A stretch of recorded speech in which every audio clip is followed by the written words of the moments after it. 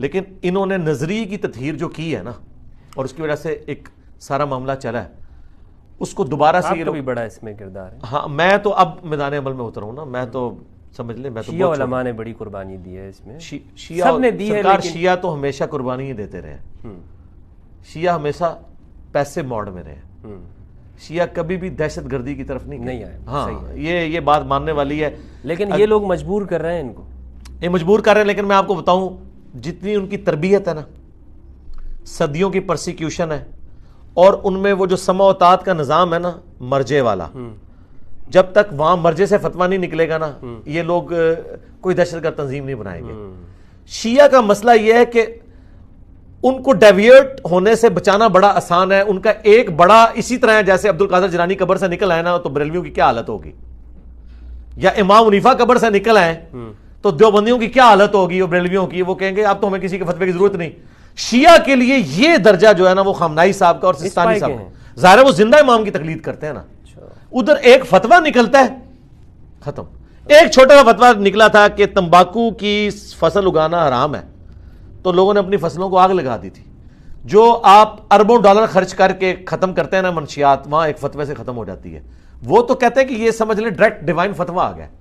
لہذا شیعہ کے اندر چونکہ ان کی ایک اپروچ کہ ہم نے پیسیو ریزسٹنس کرنی ہے، قربانیاں دینی ہیں، اور ہارڈ لائنر نہیں ہونا، اتحاد بین المسلمین، جتنی بھی باتیں آپ دیکھیں وہی کرتے ہیں۔ لوگ کہتے ہیں یہ ایکٹنگ کر رہے ہیں، نہیں سرکار، یہ ان کے مزاج میں یہ چیز۔ میں آپ کو بتاؤں طاہر جمیل صاحب سے میری فون پہ بات ہو رہی، تو مجھے وہ کہتے ہیں یار دیکھو، ایک میں نے مولا علی لفظ بولا ہے تو شیعہ میرے ہاتھ چوم رہے ہیں، اور ادھر ہمارے سنیوں کا حال دیکھو، ایک بات میں صحیح بات کر دو، اختلاف نہ کرو، صرف صحیح بات بتا دو۔ حدیث تو سنیوں کی تھی، من کنتم مولاہ فہذا علی مولاہ، صرف اقرار کر لو، تو یہ ہمیں سنیے سے نکالے ہوئے ہیں۔ اور ان کا حال یہ کہ ہم نے ایک بات میں ان کے کہنے پہ نہیں، اپنی کتابوں سے مانا ہے، وہ آگے ہمارے ہاتھ چومتے ہیں اور ہمیں اتنی عزت دیتے ہیں۔ تو مجھے کہہ رہے تھے کہ اس کی وجہ کیا ہے، میں نے کہا اس کی وجہ یہ ہے کہ ان کی صدیوں سے ہوئی ہے پرسیکیوشن، وہ پیسے موڈ کے اندر ہے، اور ان کو ڈوبتے کو تنکے کا سہارا ہے۔ ذرا سا بھی ان کو کوئی ایک روشنی کی کرن نظر آتی ہے نا، ٹھیک ہے، تو وہ عقیدت کے اس لیول پہ چلے جاتے ہیں۔ صحیح۔